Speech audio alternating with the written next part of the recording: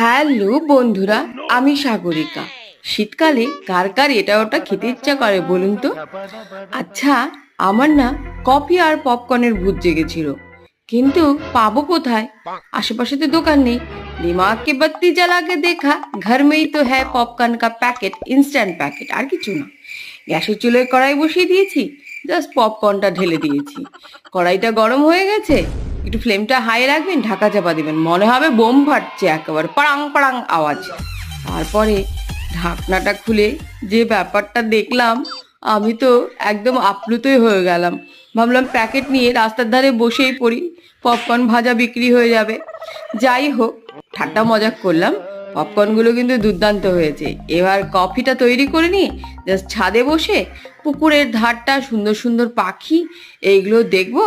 আর আপনাদেরকে ভিডিওটা শেয়ার করলাম। ভিডিওটি কেমন লাগছে অবশ্যই লাইক, শেয়ার, কমেন্টের মাধ্যমে